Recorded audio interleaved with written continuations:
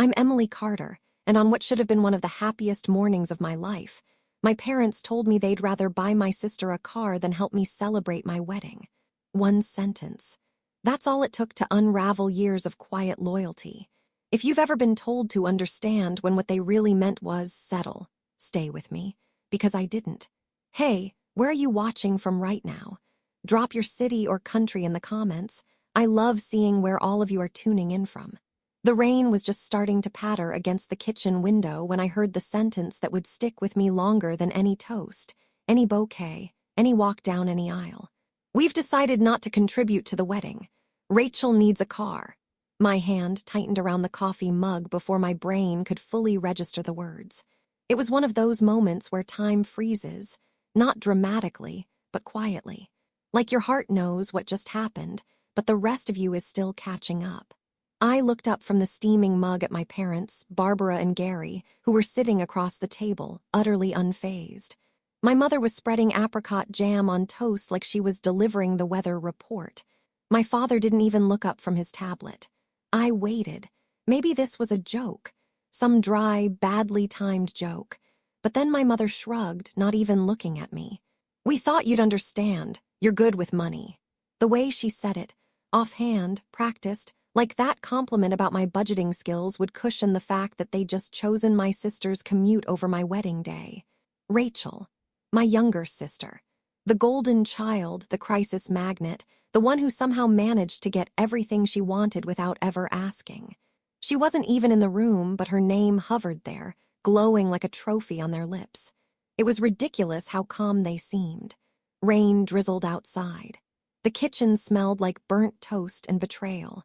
I pressed my lips together, slowly closing the notebook in front of me, the one filled with vendors, color swatches, and budget breakdowns I'd spent months building. My fingers trembled as I did it. "You just made my wedding about a bus route," I said finally, my voice quieter than I intended. Gary looked up then, blinking like he'd forgotten I was even in the room. "Come on, Em, it's not that deep." "Isn't it?" I asked. Barbara exhaled like I was the one being unreasonable. "You always overreact. Rachel's been struggling lately. That old car is going to die on her. And Nathan seems supportive, right? I mean, you two can handle it." There it was, the unspoken family creed. Emily will figure it out. Of course, Nathan was supportive. My fiancé was the only person who hadn't asked me to be reasonable about our wedding. But this wasn't about Nathan, or the car, or even the money. It was about the fact that they didn't even hesitate. Not once did they say, "Let's talk about how we can help you both." Not once did they acknowledge that this was supposed to be one of the biggest days of my life. Instead, they gave their answer wrapped in assumptions and "we thought you'd understand." I stood up. Not in a dramatic way, just enough to feel my legs under me again. "I understand," I said slowly, calmly, as if I were rehearsing the truth aloud for the first time. "You had a choice. And you made it." Barbara blinked, like I just recited something in a foreign language. "Emily, don't twist things. Rachel needs—" I interrupted. The rain had picked up now, streaking the windows in thin rivers. Outside, the sky looked as gray as the walls around us. "I need to know that I matter to you, that this wedding matters, that I'm not just your backup child who always makes do." Silence. Not indignation, not apology. Just the familiar sound of them waiting for me to get over it. I picked up the closed notebook and turned to leave. The last thing I saw before walking out was my father sipping his coffee, eyes already back on his screen. They didn't even ask what color the flowers would be. That night, the rain kept going. A cold, relentless drizzle that felt more like background noise than weather. I sat in the middle of our tiny living room, the only light coming from a flickering candle on the coffee table and the screen of my laptop, which glowed pale blue against the dark.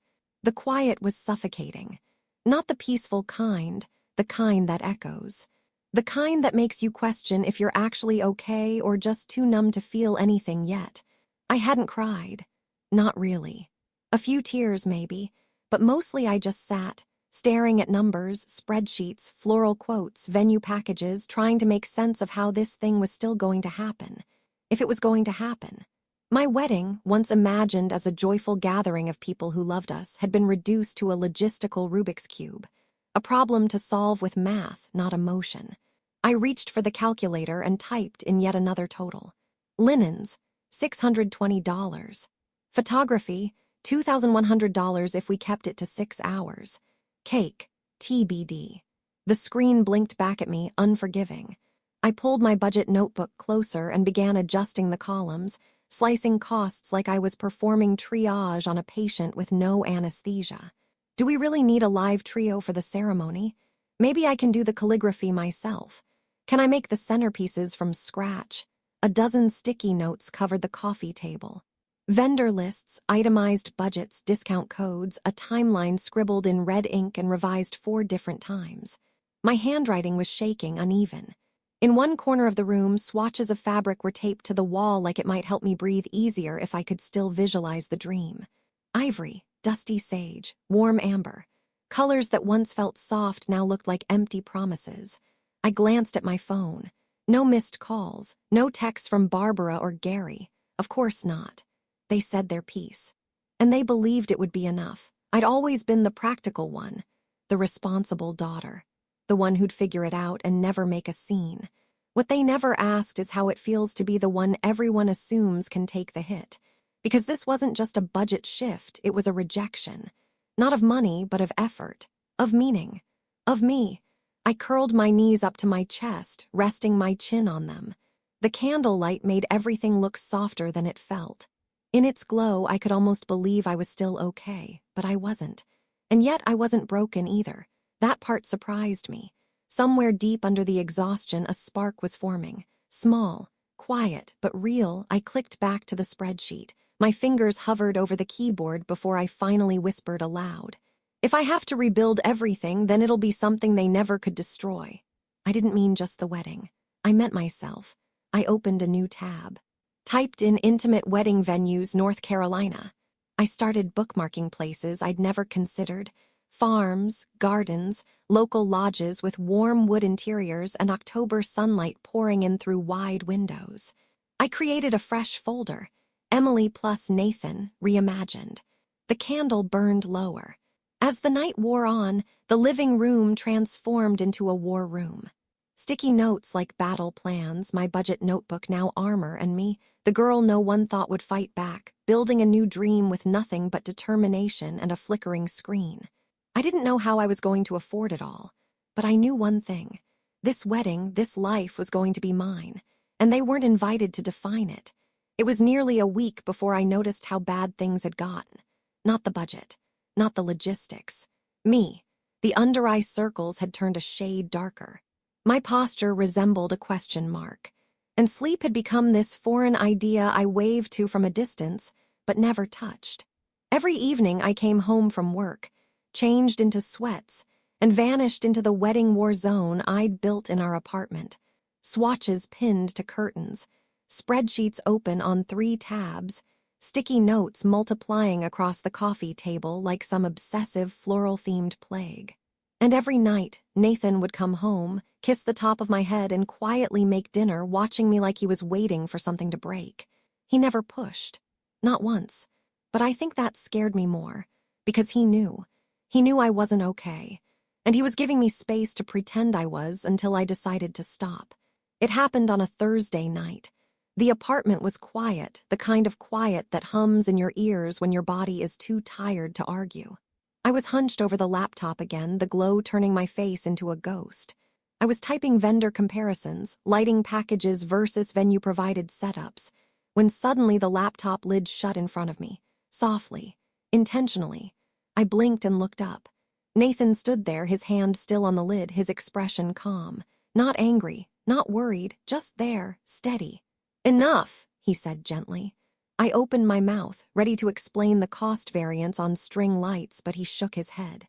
"You've been running triage on this thing for days, Em, but you're forgetting something." "What?" "That it's not your job to save the wedding." I frowned, confused. "Whose job is it then?" "Ours." His voice was soft but firm. "Together, not you by yourself in a room full of receipts." Tears welled up so fast I didn't see them coming. I wanted it to still be beautiful," I whispered, my voice cracking. "I didn't want it to feel like a compromise." Nathan crouched beside me and placed his hands on either side of my face, gently tilting it toward him. Do you really think I'm marrying you for centerpieces? A watery laugh slipped out of me. He smiled. I don't care if we get married in a parking lot, Em, as long as it's you walking toward me. I reached for him then, arms slipping around his neck, and for the first time in what felt like days, I let myself fall into someone instead of holding everything up. I didn't know how to ask for help, I admitted into his shoulder. You shouldn't have to ask, he said, but just in case, let me say it clearly, I'm here, I've got you. I pulled back, sniffling. How are we going to make this work? Nathan's lips twitched like he was holding in a secret. Well, turns out I got promoted. I blinked. What? He stood up, reaching for the envelope on the kitchen counter. Director of Regional Sales as of Monday. Nathan, I stared at him in disbelief. Which means we're not in this alone anymore. He grinned, holding the envelope out like a golden ticket. The relief hit me so hard I had to sit down. I didn't want to tell you until the paperwork was final, he said. But I've been watching you carry the world by yourself all week. I couldn't wait anymore. I looked around at the chaos I'd built, the post-it notes, the lists, the wild-eyed hope. And then I looked at Nathan, standing in our little kitchen with flour on his shirt and the kind of love in his eyes that doesn't need words. Maybe survival wasn't the only option anymore. Maybe something better, something real, was still waiting on the other side of all this. There's something about vineyards in autumn. Maybe it's the way the light lingers longer than it should, casting everything in this soft, golden filter that makes even pain look poetic. Or maybe it was just the wine. Either way, I laughed. For the first time in what felt like weeks, the kind of laugh that slips out unplanned, tipping my head back as the breeze brushed through my hair. The Blue Ridge Mountains stretched out behind us in quiet splendor, and Nathan grinned across the picnic table like he'd just won a prize. This place is magic, I said, brushing a strand of hair from my face. Told you, he replied, raising his glass. Every decision we make here has to be final. No regrets allowed in Asheville. It had been his idea, an impromptu weekend away. No spreadsheets, no emails, just us, the mountains, and a room at a rustic lodge with quilts on the bed and no cell service to tempt us. I still can't believe we did this, I said, swirling the deep red wine in my glass. He leaned forward, eyebrows raised. You mean the trip or surviving your color-coded warboard of doom? Both. We sat there for a while, letting the world go quiet around us, sipping wine and nibbling on cheese like we were two people who'd never known how hard life could feel. The vineyard buzzed with quiet chatter and laughter, but it felt like we were in our own little dome, untouchable, at least for a few hours. Later that night, we walked barefoot through the dewy grass behind the lodge, stars blinking awake one by one in the wide southern sky. The chill crept in, but Nathan wrapped his arm around me, his body always somehow warmer than mine. He stopped and turned to face me, holding my hands. You built all this, you know, he said softly. What do you mean? This life, the spreadsheets, the savings, the vision, you pulled it together, even after they walked away from you like it was nothing. I didn't know what to say. My chest tightened, not from sadness, but from something heavier. A quiet ache that had been there longer than I'd admitted. I guess I just got tired of waiting for someone else to show up, I said, eyes fixed on the stars. He didn't say anything right away, just squeezed my hand gently like he understood the kind of loneliness that doesn't come from being alone but from being unseen. The thing is, part of me still wanted to be seen. By them. By Barbara and Gary. By Rachel, who always got the car, the support, the slack. I didn't want to be her. I didn't envy her. I just didn't want to be erased. And yet, every time they called something a need in her life, it became the family's priority. Every time I had a need, it became a character flaw. You're good with money. You always make things work. You'll understand. I was tired of understanding. That night, I stared at the ceiling in our cozy lodge room long after Nathan had fallen asleep beside me. The hum of the heater was steady, the night peaceful, but my mind was loud. Not this time. That thought came uninvited, but it anchored itself in my chest like truth. I wouldn't let them rewrite my wedding. I wouldn't let them shrug off this chapter of my life the way they had every other. I wouldn't let their silence echo louder than my joy. I didn't need revenge. I didn't even need an apology. But I did need something else. I needed to stop making myself smaller just so they wouldn't feel left out of their own favoritism. I turned onto my side and looked at Nathan's sleeping face. He had offered me a future, a home, a partnership built on mutual respect. And here I was still mourning scraps from people who'd made it clear they only ever had love on a leash. It ends with me, I thought. And as I drifted into sleep, I realized something I hadn't dared believe before. This wasn't about winning anymore. It was about reclaiming. Back in Charlotte, the sun had shifted, less sharp, more golden. October was finally showing up in full, dressing the sidewalks in amber leaves and crisp air. We carried it with us. That Asheville calm. That promise made under stars and silence. The moment we got home, Nathan pulled the cluttered coffee table aside and spread a fresh sheet of brown craft paper across the floor. "No spreadsheets tonight," he said with a wink. "Only vision boards." I laughed, but the sound came easier this time. Something about the way he crouched on the rug, tearing pictures out of magazines, made the whole thing feel like we were kids again, dreaming big from the floor up. We lit 3 candles, poured tea, and started snipping. "Theme?" he asked, holding up a glossy photo of a mountain wedding with hanging lanterns. I thought for a second, then picked up a marker and wrote in big, bold letters across the top of the board, "Autumn wildflowers." Nathan raised an eyebrow. "Not bad. Makes me think of something soft but stubborn." "That's exactly the vibe I'm going for." The board filled quickly, twine-bound bouquets, mismatched plates, a color palette of rust, aster, purple, deep gold. None of it was flashy, but all of it felt honest. "Do we need a cake?" I asked, holding up a photo of pie towers instead. "Correction, we need 3 pies and 1 fake cake tier just for tradition," he said, dead serious. We laughed harder than we had in days. By the end of the night, we had 5 categories. Things that matter, things that don't, things we'll make ourselves, things we'll ask for, and things we'll let go of. Under things that matter, we pinned. Vows written by us wild aster flowers cedar arch. Nathan insists on building it himself. One song from my childhood, Carole King, because my grandmother used to hum it while brushing my hair, and under let go of, we pinned. Parental approval matching napkins, champagne towers, Rachel's opinion, that last one. I added it with a quiet smile. We sat back, sipping our tea, the room dim and peaceful, the weight of expectations slipping off us like a coat we didn't realize we'd been dragging through the heat. Nathan reached for my hand. "They don't get to define joy for us." I nodded, pressing my forehead against his. "Not this time." There was something sacred in that moment, not dramatic, not cinematic, just 2 people choosing their own version of celebration. Not because they'd given up on the big dream, but because they realized the big dream had changed. I remembered Rachel's voice in my head, airy and skeptical from some old brunch memory. "You've always made everything look easier than it is." But this wasn't easy. It was deliberate. It was carefully built from scratch, with every expectation filtered through the question, does this feel like us? Not them, not the past, just us. I thumbed through a stack of thrift store magazines I'd picked up last weekend.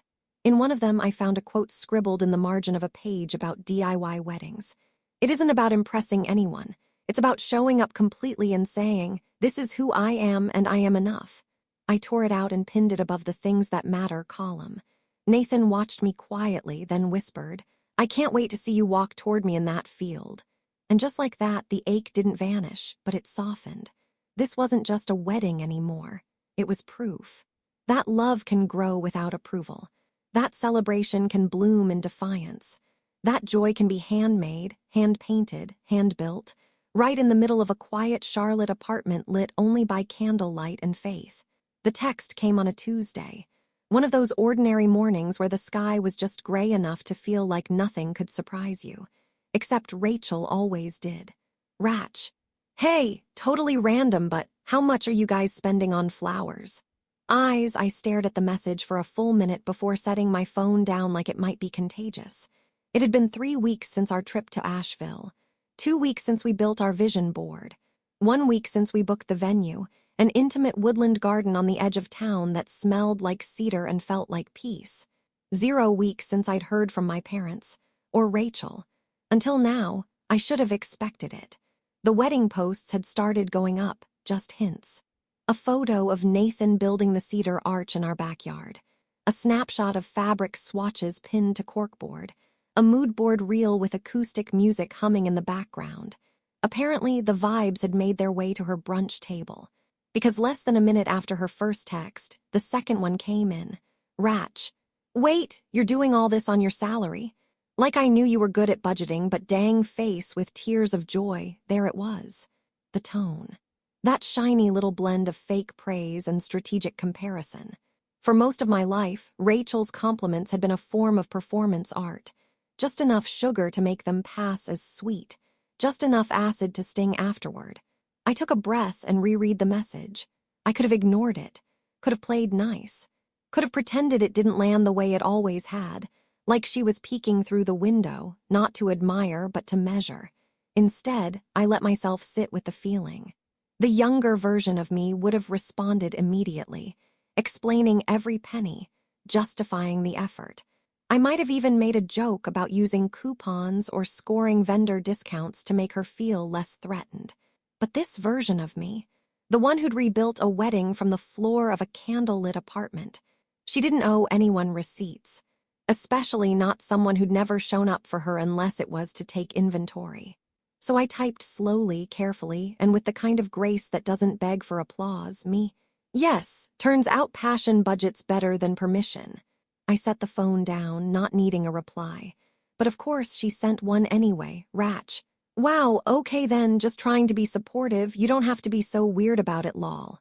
There it was again. That subtle repositioning of tone. I'd become the one with the attitude. I stared at her text and realized something I hadn't admitted before. Rachel didn't actually care how much I was spending. She cared that it looked beautiful without her. She cared that I was creating something without their approval and worse, without their collapse. I didn't reply, not because I was hurt, but because for once her opinion had nothing to do with my joy. Nathan walked into the room carrying 2 mugs of tea, his face still warm from shaving. Everything okay? He asked, handing me the cup. I nodded. Rachel checked in. His eyebrows lifted slightly. Everything okay with her? She's curious about the wedding, I said, and also a little surprised I didn't fall apart. Nathan sat beside me on the couch, pulling a throw blanket over our legs. She doesn't know who she's dealing with, he said simply. I smiled and sipped the tea. I think she's starting to. Outside the window, the trees were beginning to turn, the same wild colors we'd pinned on our vision board. Russet, burnt gold, deep violet. Colors that didn't ask for permission to be bold, just like joy shouldn't. There's a moment somewhere in the middle of the chaos where joy sneaks up on you, not the loud kind. Not confetti and champagne and Instagram likes. Just joy, honest and quiet and earned. It came to me on a Sunday afternoon, sitting cross-legged on our living room floor with cardstock clippings in one hand and a glue stick in the other. I was making place cards, hand-lettered, wildflower-themed, and laughing at how half of them had a tiny smear where I'd touched them too early. Nathan was nearby, halfway through staining the cedar arch on our back patio, music drifting through the screen door. I could smell the wood shavings, the lemon oil he was using on the finish, and underneath it all, this growing scent of our own life coming together. No one had called. No one had offered last-minute help. My parents still hadn't reached out, and Rachel had gone radio silent after I didn't respond to her brunch brag text about some overpriced dress she'd accidentally ordered. And strangely, I didn't feel their absence the way I thought I would, because other people had shown up. All the people I used to think were just side characters in my story. Colleagues, neighbors, college friends, were suddenly stepping forward like they'd been waiting for their cue. Maria from work, a single mom I'd only ever exchanged coffee pot small talk with, offered to bake our pies from scratch, apple cinnamon, bourbon pecan, and a wild blueberry tart, because you seem like the type of couple who doesn't do basic. Corey and Jules, our upstairs neighbors who we used to just nod at in the hallway, dropped off 2 vintage lanterns for the ceremony with a note that said, "We didn't have money for a gift, but we hope your light stays on for each other." Even the barista at the corner cafe, who knew our drink orders by heart, surprised me with hand-drawn illustrations of us that she'd framed in reclaimed wood. None of it was extravagant, but every piece felt like it belonged. And somehow, the more our wedding became a patchwork of kindness and effort, the more it reflected who we were, people who didn't need approval to make something beautiful. One night, Nathan and I stayed up folding napkins. Just napkins. We sat at the kitchen table, a candle flickering between us, a glass of wine each, and a playlist of old indie songs we'd both forgotten we loved. "Remember when we thought weddings had to be perfect?" I asked, folding another sage green square into a neat triangle. Nathan chuckled. "Remember when we thought they had to be proud of it?" I nodded, not bitter, just clear. They didn't come to fittings, didn't ask what we were planning, didn't offer a toast or send a note. But that didn't mean we were alone. "We're not missing anything," I said quietly, smoothing the fabric with my hands. Nathan looked up from his glass. "Not one thing." The apartment glowed, candlelight bouncing off our mismatched glassware, napkins stacked neatly, string lights twinkling faintly from the patio door. It wasn't the Pinterest board I used to dream about. It was better, because everything in that room had been chosen with intention, crafted with love, and built without the scaffolding of parental pride. And somehow, that made it feel more like a marriage than a party. Later that night, I wrote out the ceremony program by hand. We weren't doing readings or poems or long-winded speeches. Just a few lines about what love meant to us and a list of the people who'd carried us to this moment, some of whom didn't even know how much their presence had meant. I titled the back page, "Built by Hands That Stayed," because that's what this was now. Not a wedding paid for out of obligation. A celebration made from loyalty, from effort, from quiet love that asked for nothing in return. The morning of our wedding dawned cold and gold. The kind of morning where light pours through the trees like something holy, and you almost believe the sky is rooting for you. The lodge sat tucked into the mountains, its wooden beams wrapped in vines of rust-colored ivy, its stone hearth already flickering with warmth. A few of our friends were already milling around the main hall, helping finish setup, their laughter carrying across the field like music. And there, in the clearing behind the lodge, stood the cedar arch. Nathan's cedar arch, built by hand, sanded with care, stained just last week while I hummed barefoot in our kitchen, threading wild asters through mason jars. It stood like a promise. I stared at it through the bridal suite window while Rachel's absence sat beside me like a ghost. Correction, presence, because she was here. She and my parents had arrived an hour before the ceremony. No hugs, no apologies, no excitement. Just 3 stiff nods and a half-hearted, "You look nice," from my mother before disappearing into the back row of the guest seating. Not the middle row, not even near the aisle. The back. When I asked if they'd like to join the family photo session, my father mumbled something about being out of place and waved the photographer off like he was declining an appetizer. I should have known. I should have prepared. But even knowing didn't stop the ache when I peeked out just before walking down the aisle and saw them sitting there, stone-faced. Barbara in a pale blue shawl, Gary with his arms crossed, Rachel scrolling on her phone. Not a smile between them. Not a hand raised when the officiant asked, "Who supports this union?" But Nathan smiled. So did Jules and Corey and Maria and a dozen other people who'd shown up not out of obligation, but from love. When I stepped onto the path, bouquet trembling just slightly in my hand, it wasn't their silence I listened to. It was Nathan's breath catching. It was my friend Claire dabbing her eyes.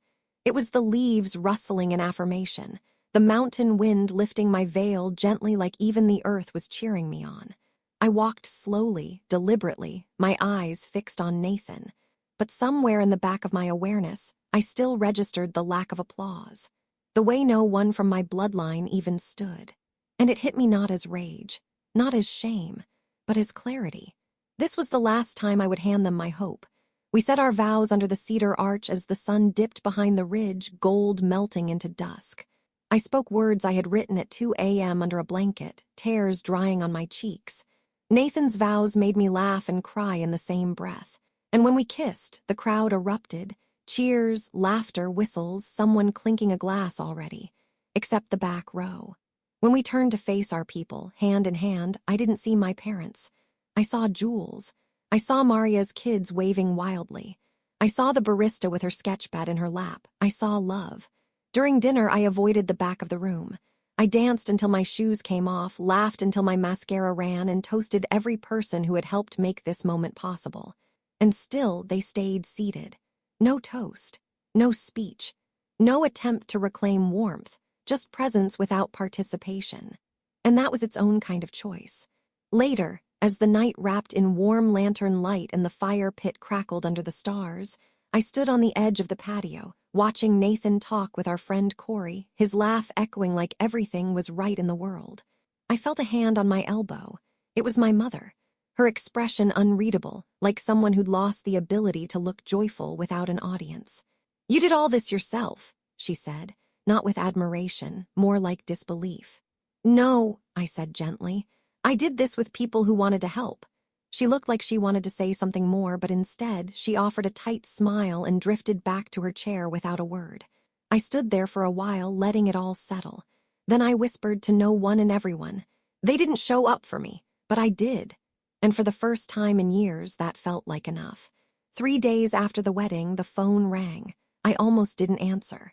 I was standing in the kitchen barefoot, still wearing Nathan's hoodie, a mug of tea in one hand and a stack of thank you cards in the other.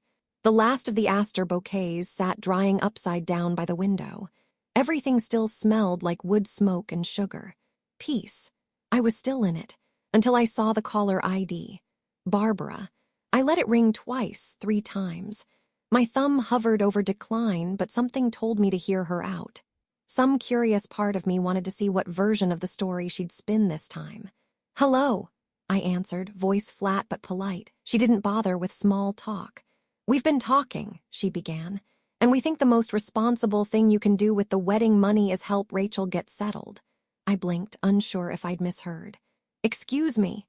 You got so many generous gifts," she continued, like she was reading off a mental script. "And Rachel's been struggling to find an apartment. It just seems fair, given everything." A slow wave of disbelief swept through me, cold and searing at once. She wasn't asking.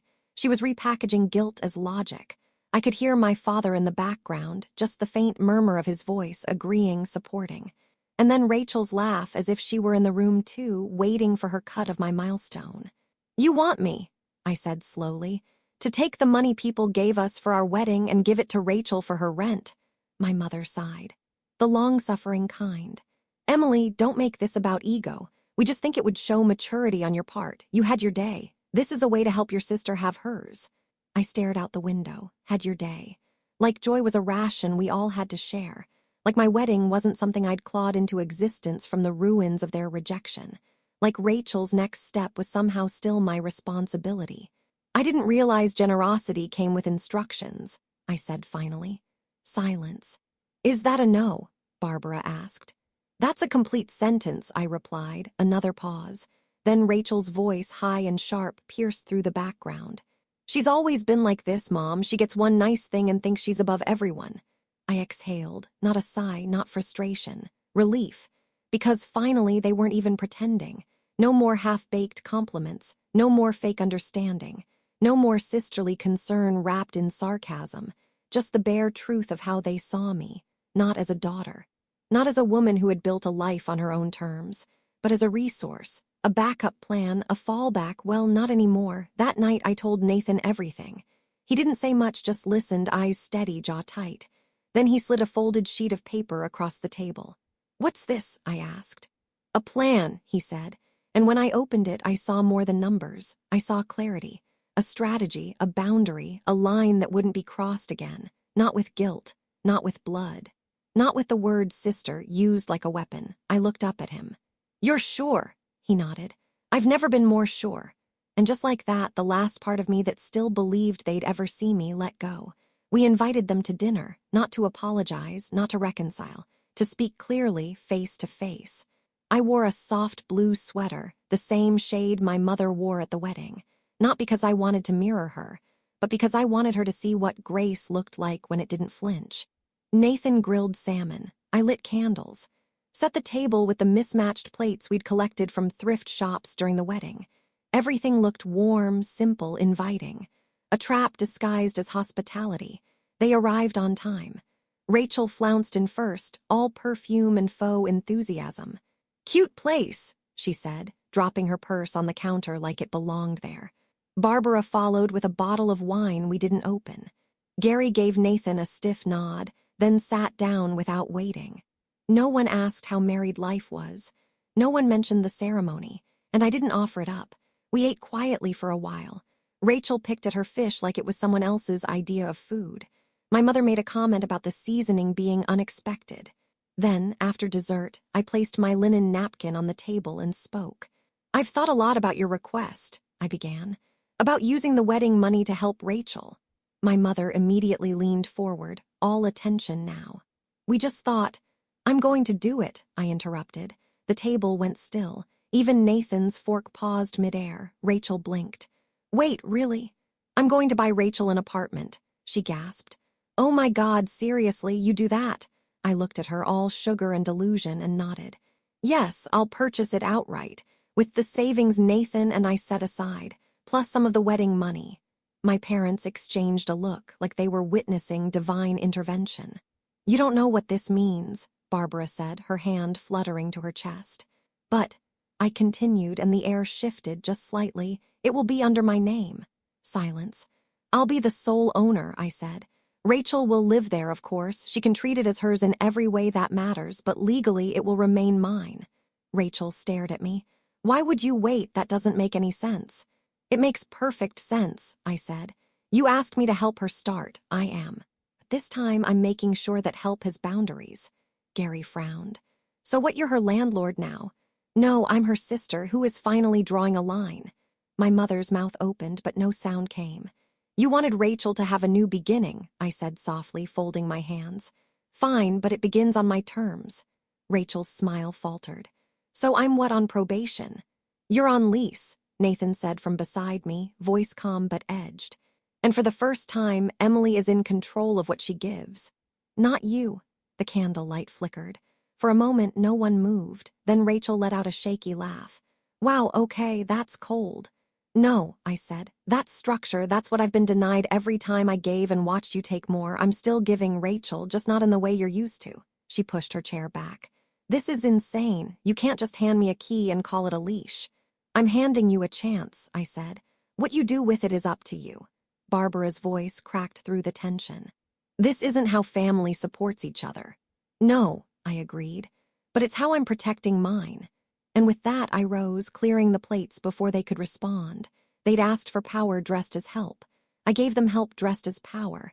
And by the time they realized it, I was already 2 steps ahead. It took about a month.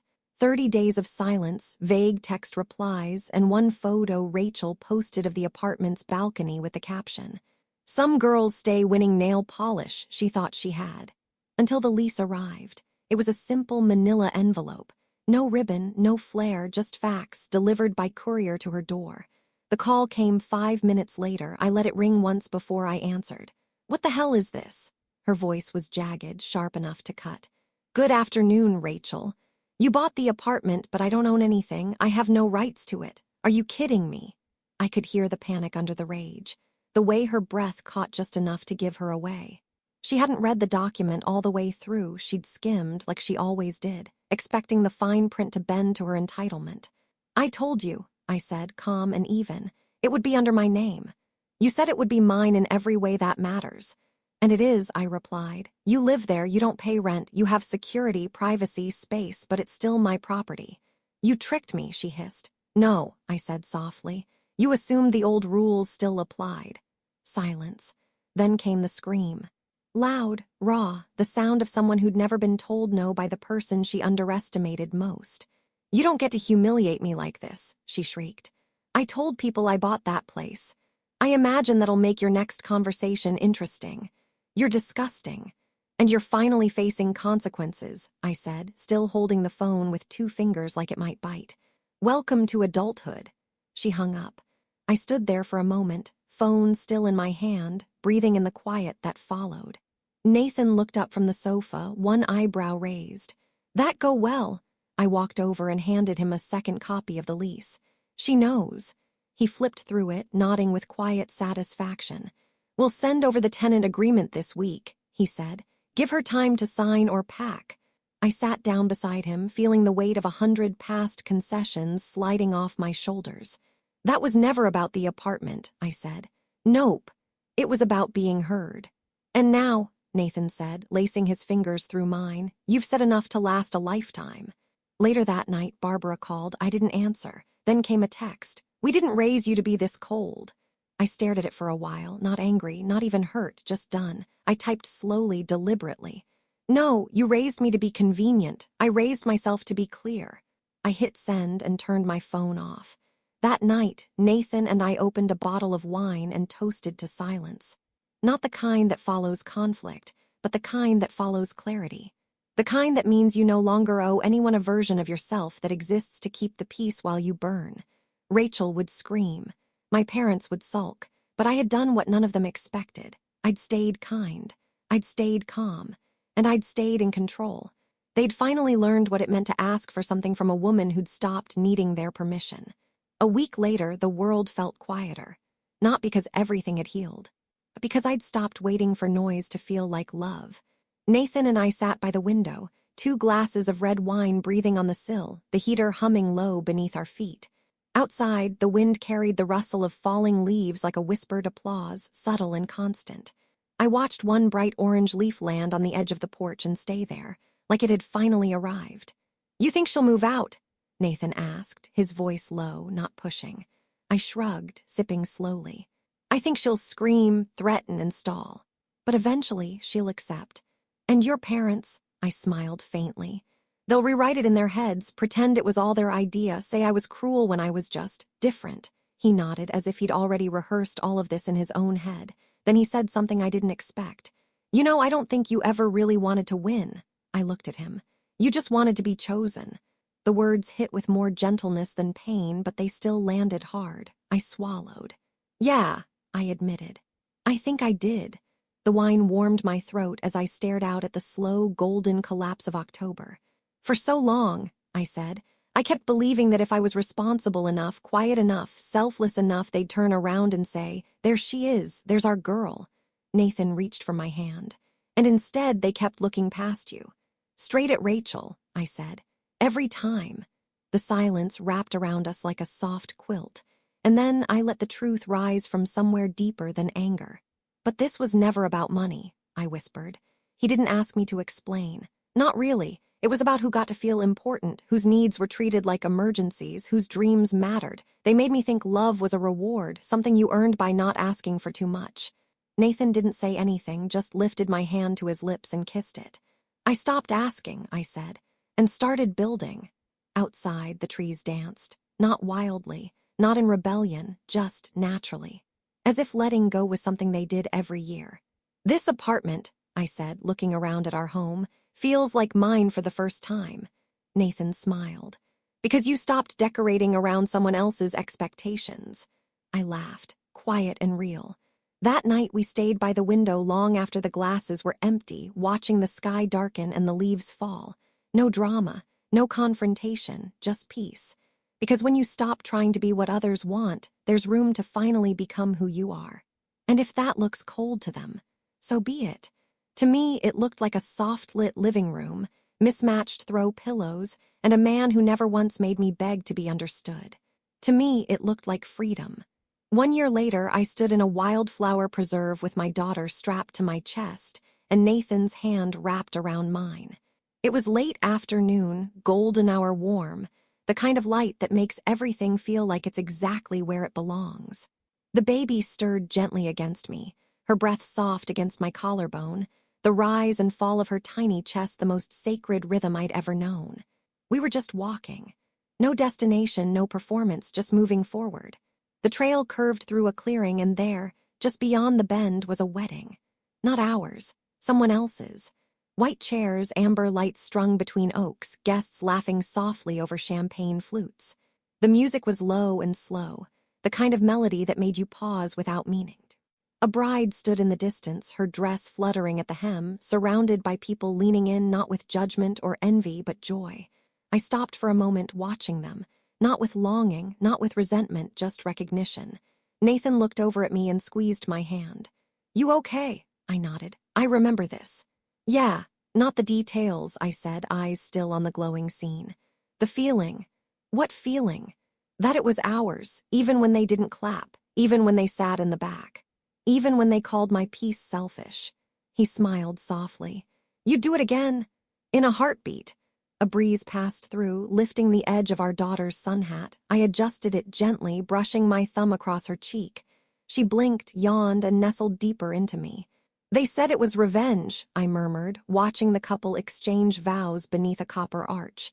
Nathan tilted his head. What do you call it now? I looked down at our daughter, at his hand in mine, at the path behind us, empty of everyone we'd left behind. Restoration. Because that's what it always was. Not a punishment, not a power play, a reclamation of my name, of my worth, of the story I was always told to tell smaller. I didn't need their toasts, I didn't need their praise, and I didn't need their version of family to build my own. We kept walking, past the ceremony, past the laughter, past the chapter I had already closed, and with every step I felt lighter. I had finally learned, you don't need everyone to clap when you heal. Some wounds aren't marked by scars, they're marked by roots, and mine had finally grown deep enough to hold me.